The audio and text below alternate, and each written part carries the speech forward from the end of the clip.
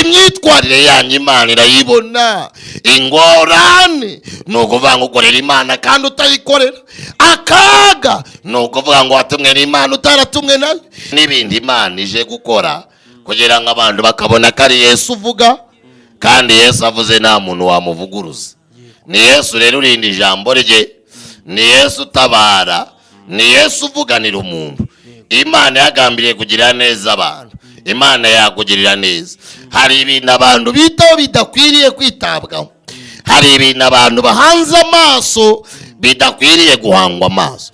Umuntu arafata indege akurira akajya kurangura mu Bushinwa, yamara kujya kurangura mu Bushinwa yagerayo akagenda yahanye pase n'Umushinwa, atunshakira umugabo uribuze kuma amafaranga ndibuze kuraza. Yarangiza akagenda agiye kurangura akamara y'ukwezi. Buriya abantu bajya kurangura mu Bushinwa bakamara y'ukwezi, ibyinshi bamarayo baba bakorera y'ibyaha. Ibiberu rirabiraje, ibibenodi widronsa idraje, ibibenodi widrando diadraje, ibiberu rirabiraje, biraje kuba pasitoro. Imana ije gutandukanya amata adafunguye, ije kuyatandukanya n'amata afunguye. Yababwira amakuru ko Kristo azaza gutwara itorero. Ndababwira amakuru ko Imana iruhura abarushye. Ndababwira amakuru ko Data wa twese aje gutabara abantu bamutabaje. Ndababwira amakuru ko inkuru nziza y'ijambo ry'Imana ko mugiye kurira kurenza uko mwarize. Ni mudasenga, usenga rimwe asenge kabiri, usenga kabiri asenge gatatu, usenga gatatu asenge kane, usenga kane asenge gatanu, usenga gatanu asenge gatandatu, usenga gatandatu asenge karindwi, kubera ko amasengesho agiye gukenerwa. Bagaza gute batera ubwoba bitaraza. Harya ngo turabwiriza tukabatera ubwoba, ntage biteye ubwoba biraza, kandi nibiza bizaza ku muntu ku giti cye. Tazavade ibintu byawe ngo bitwerera abandi. Imana iri kubwira wowe nkurikiranye, ije kureba ibyo mukora, ije kureba ibyo mubwiriza. Imana ije gushungura ubutumwa bw'abavuga butumwa n'abahanuzi. Imana ije gushungura ubutumwa bw'abashumba, ije gushungura amatorero mushuminge nuko muri kuyashumba, kandi irabikora pe.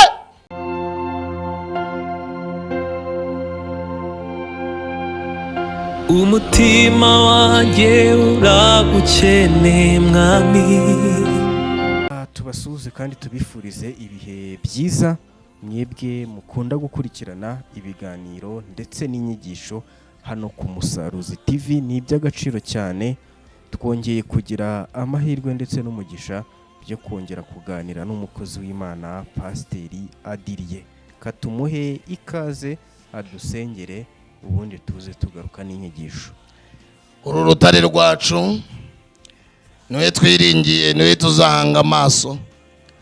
Turagushimiye kuri Imana inyuranye ibihe, turagushimiye kagakiza kawe katubereye itabaza, turagushimiye kuri Imana yuzuye kugira neza kwinshi, turagushimiye ko amaboko yawe agikiza, turagushimiye kuri Imana ivuga bikaba, kandi turagushimiye kutegeka bikakumvira. Iyo uguruye nawe ugara, niyo ugaye nawe ugurura, niyo ukinga ni nawe ufungura, nuvana ikuzimu ugashyira ubuntu, nurinde ijambo ryawe. Utubereye ibyiringiro kandi utubereye Imana, niwe Mana yonyine irinde ijambo ryawe. Duhaye agaciro amaraso yawe, duhaye agaciro isezerano wadusezeranije. Ngwino be mu ruhande rwacu, ngwino twambike imbaraga. Rega imirimo yawe igaragare Mana, ineza yawe itugaragareho, impumuro yawe igaragare kuri twe. Uduhe kwezwa Mwami, kandi ijambo ryawe ribe muri twebwe, imirimo yawe igaragare Data. Uhabwe icyubahiro kubera kuri Imana y'inyembaraga. Nutegeke kuri twebwe kandi uganze kubera ko biduhaye. Izina ryawe ni umunara muremure, umugiranutsi wese ugungiye abona ubuhungiro. Ngwino rero tubere ibyiringiro, ngwino tuvuganire Data, ngwino tubere umutabazi. Senya imigambi mibi, uvuguruza inama mbi, amaboko y'Imana magari anetrariza imishinga yose y'abagome. Tegeka Data kandi uganze, urakoze kuri Imana kandi ukabibiduhaye mu izina rya Yesu Kristo umucunguzi w'umwami w'ubugingo bwacu, amen. Urakoze cyane kudushyira imbere y'Imana pastor. Urakoze nawe. Amakuru y'iminsi Meze neza, ubugingo bwanjye ni buzima. yego. Hari ijambo riri mu byahishuriwe Yohana rimaze iminsi rimfasha. Yego. Riri mu butumwa bwiza cyangwa ibyahishuriwe Yohana. Ni ibice byaho bitatu katuhasome. Ibice bitatu.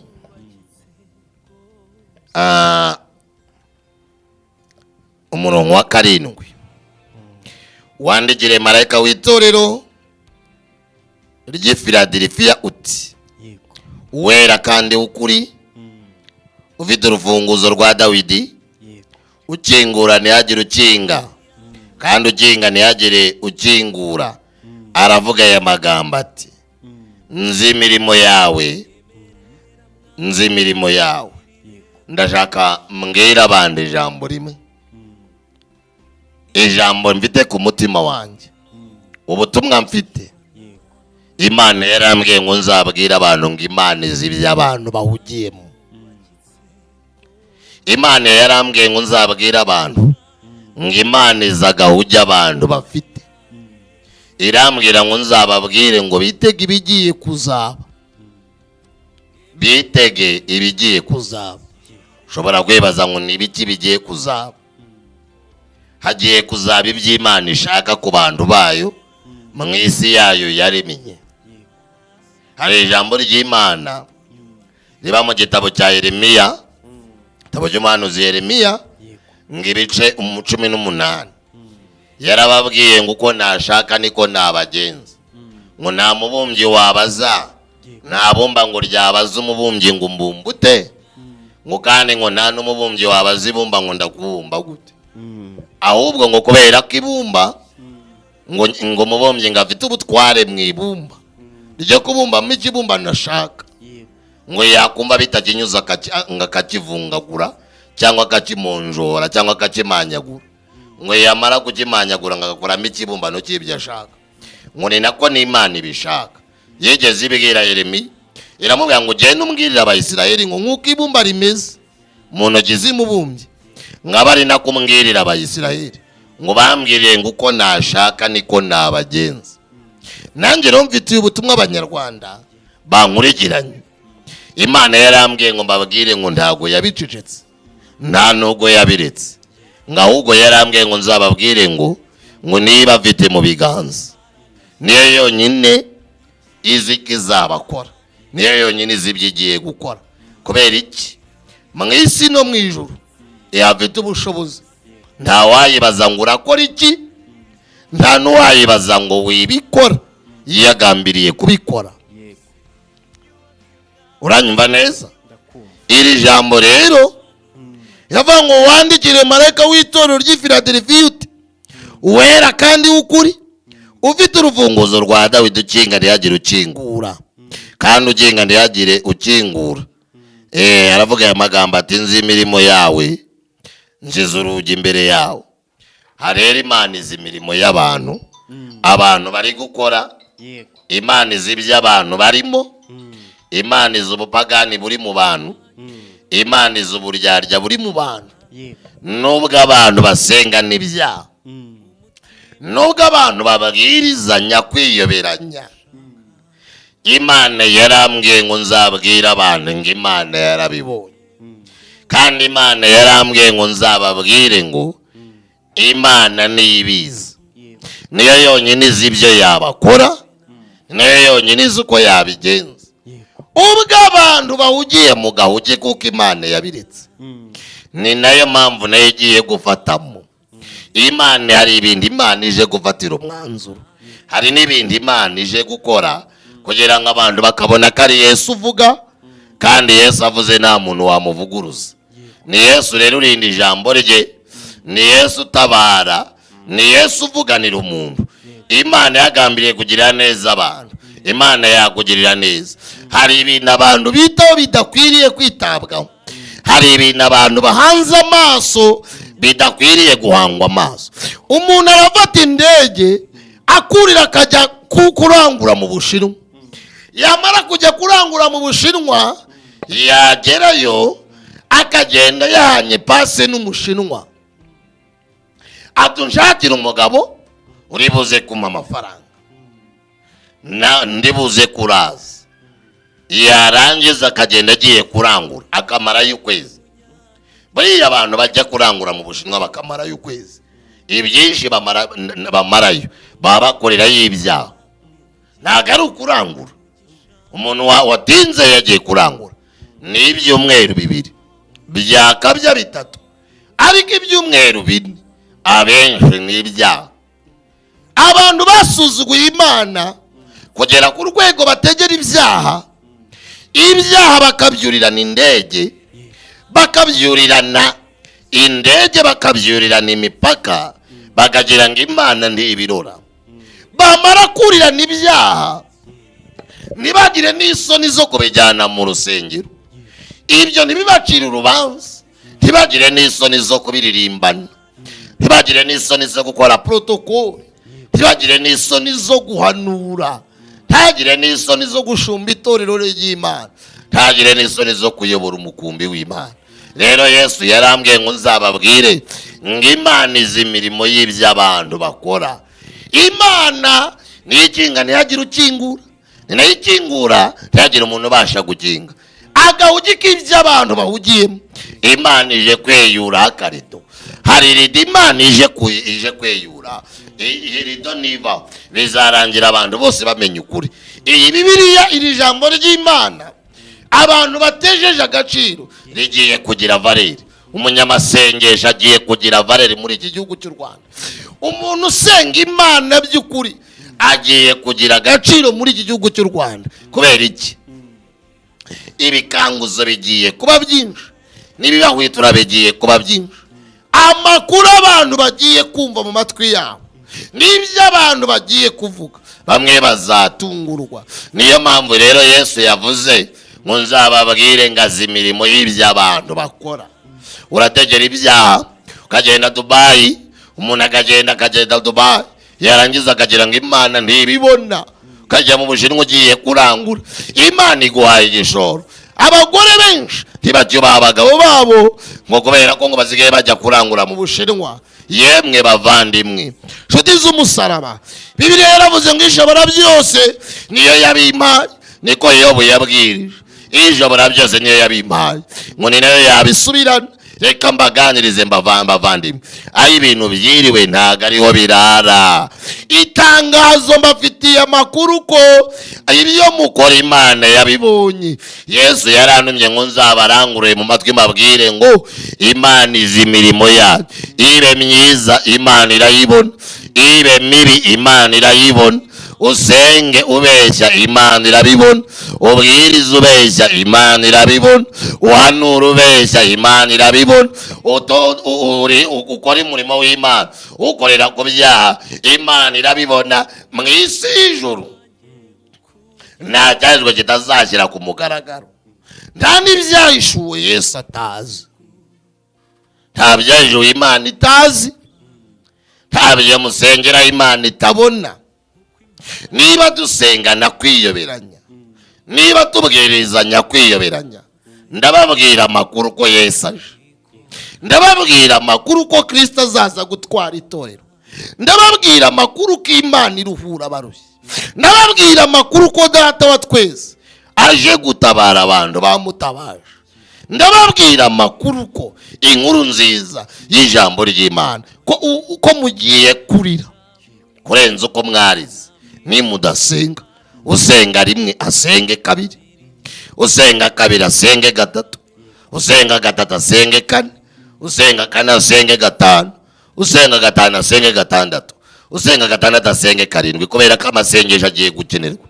Nimuyawunika abafite aho muhunika, nimuyabika abafite aho mubika, nimwizera abafite aho mwizerera, nimukorera Imana abafite aho muyikorera, nimwiteganyirize kubera ko iminsi mibi iraje. nimwiteganyirize mushaka imana yemwe, kubera ko iminsi mibi iraje. Yemwe harya ngo ntibajye babwiza ukuri, ibibabwiza ukuri biri imbere ya buri wese biraje. Yemwe harya ngo ntibakibacyaha, ibibacyaha biraje. Harya ngo ntabwo bakiberurira, reka mbaganirize itangazo. Elbeodi wansas ibiberurira biraje. Ilbenodi widronsa idra, ilbenodi widrando diadra. Ibiberurira biraje, biraje kuba pasitoro. Imana ije gutandukanya amata adafunguye, ije kuyatandukanya n'amata afunguye. Imana ije gutandukanya inkweto za original, ije kuzitandukanya na pirate. Imana ije gutandukanya umuririmbyi w'ukuri n'umuririmbyi ubeshya. Imana ije gutandukanya umushumba wamagawe n'Imana n'umushumba wihamagaye. Ije gutandukanya uwihamagaye n'uhamagawe na Satani. Imana ije kubatandukanya. Yero Yesu yaranganirije ngo nzababwire ngo imirimo mukora Imana irayireba, ibyo musengera Imana irabireba, ibyaha by'ibigugu muri gukoreraho umurimo w'Imana Imana irabireba, ubuhanuzi muri guhanurira abantu bugeretseho ibyaha by'ibigugu Imana irabireba. Yemwe bagore mwe mugeze ku rwego mwiyakana abagabo, harya ngo Imana ntiyabibonye? Yemwe yarabibonye. Izi nibikorerwa mu mariri y'abantu, izi nibikorerwa mu mataje y'abantu, izi nibikorerwa mu bipangu by'abakomeye. Imana izi nibikomeye, izi nibikorerwa mu bakene. Imana izi ubwambuzi, Imana izi ubuhemu bw'abantu, Imana izi akarengane kari mu bantu. Niyo mpamvu Yesu aje gufatamo, kandi Imana nifatamo nta muntu uzayicika, Imana nifatamo nta muntu uzayibekera. Niyo mpamvu yambwiye ngo mbaganirize ngo nikinga ntihagire ukingura. Halo, hari ibyo Imana ije gukinga, kandi nikinga hari n'ibyo Imana ije gukingurira, kandi hari ibyo Imana ije gukingurira, hari ibyo Imana ije gukingurira. Hari ibyo Imana ije gukingurira, kandi izabikingurira abantu muzabibona. We yemwe izabikingurira muzabibona. Hari ibyo Imana ije gukingurira, kimwe yuko hari n'ibindi Imana ije gukinga. Hari ibyo Imana ije gukinga, ibintu byose bihitirirwa bigakorwa mu izina ry'Uwiteka. Uwiteka atabirimo, Imana ije kwegura. Ibijya kukabarure bigiye kujya kukabarure, nibijya mu rwihisho bigiye kujya mu bwihisho. Banyamasengesho mwataye umuhamagara, nimukenyere kubera ko abahaye umuhamagara aje kubishyuza. Baririmbyi mwataye umuhamagaro mwe, mugara muzigaye murimba ibitaririmbwa, mukarimbira n'atara kuririmbirwa. Mbese clip video zanyu Imana iri guhabwa icyubahiro. Imana yarambwiye ngo imirimo yanyu irayibona, ibyo muririmbana Imana irabibona, imyitwarire yanyu Imana irayibona. Ingorane ni ukuvuga ngo ukorera Imana kandi utayikorera, akaga ni ukuvuga ngo watumwe n'Imana utaratumwe nayo, amahano ni ukwitirirwa Yesu kandi Yesu atakurimo, ni ukubeshya ngo ubana n'Imana Yesu mutabana. Imana izi iby'abantu, hari imirimo Imana izi. Imana ije gukora, aya makuru muyamenye, muyabwirane.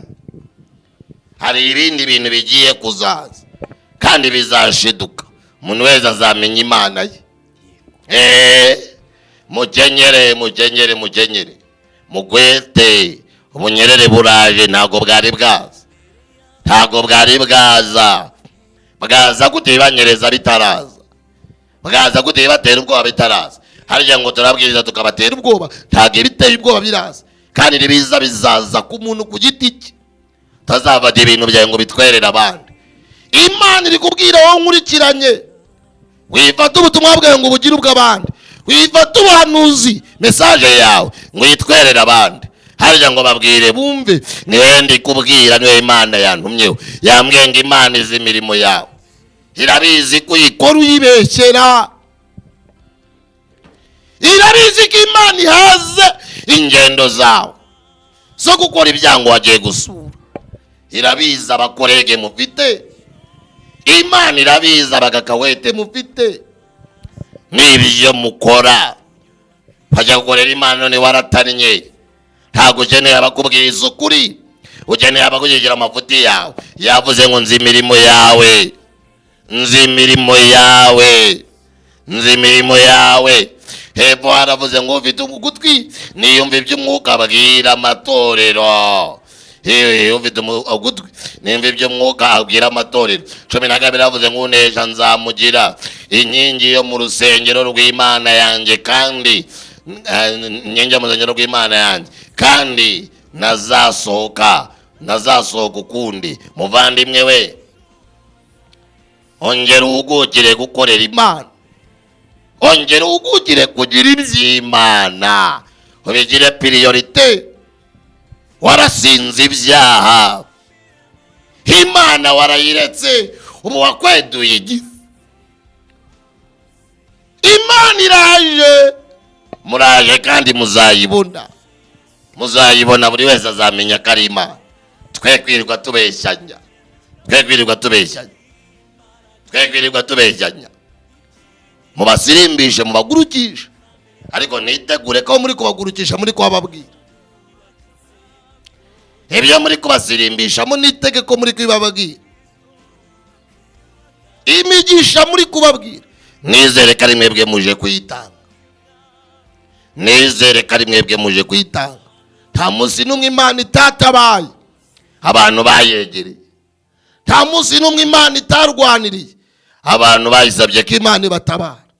Nta munsi n'umwe Imana itigeze ivuganira abantu basabye ko Imana ibatabara.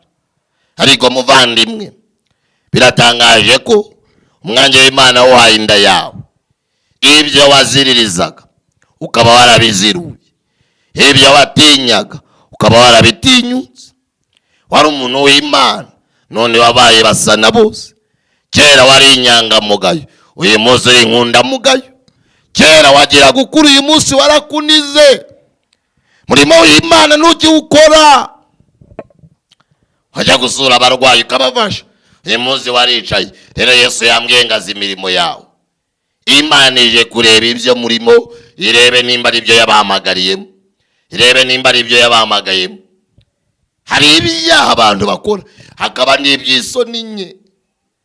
Yemwe bantu musige mukora iby'isoni nke, Imana ije kureba, ije kureba ibyo mukora, ije kureba ibyo mubwiriza. Imana ije gushungura ubutumwa bw'abavuga butumwa n'abahanuzi. Imana ije gushungura ubutumwa bw'abashumba, ije gushungura amatorero mushumbye nuko muri kuyashumba, kandi irabikora pe, muzabibona. Mwariko ngoregera aho ngaho, ndekeraho. Nta mahoro y'umunyabyaha, niko Imana ivuga. Ijambo ry'Imana nirihinduka, abantu bo mwahinduka, ariko ijambo ry'Imana ntirijya ricuyuka. Nta munsi n'umwe agakiza kigeze kabe expire. Kwihiriza nta munsi n'umwe byigeze bicika intege, keretse wowe wumviye Imana mu mudiho. Ariko mu rugendo kuyumvira mu mashyi, wayumviye mu mashyi ugiye no kuyumvira mu gutwi. Uzajya uririmba umugani uvuga ngo kera hahozeho. Sibyo abanyarwanda, kera hahozeho. Sibyo mwebwe mwimuye Imana, sibyo mwebwe mwagiye mu by'Imana itabahamagariye. Hari iby'Imana yababujije murabizirura, hari imihamagara Imana yababujije none muri kuyihamagarira abandi. Ibyo mwatinyaga mwarabitinyutse. Imana mwarayibabaje, mwarayibabaje, mwarayibabaje, mwarayibabaje. Nayo yarababaje. Niyo mpamvu Imana ije guhoza abarira, niyo mpamvu Imana ije gukubita abakwiriye gukubitwa. ibyo ukwiriye kubyumvisha amatwi, ubwonko bwawe bukabyumva, umutima wawe ukabyakira, kubera ko nta kundi ni ibyawe. Ibyo urabikwiriye.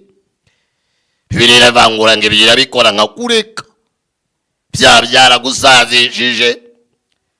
Hari n'abo ngo byagize inkumi, ugeze ku rwego wihakana abana wa mupfapfa we,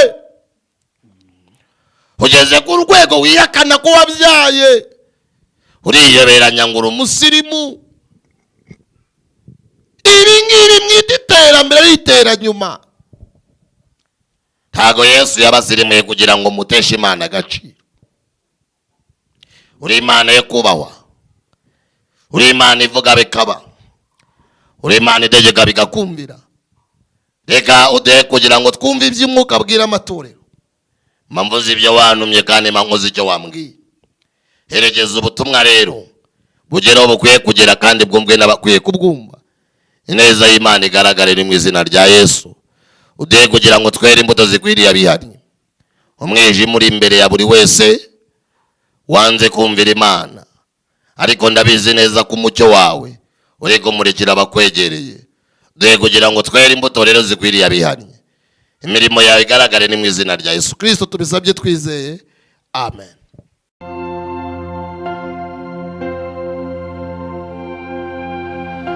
umutima wanjye uragukeneye mwami.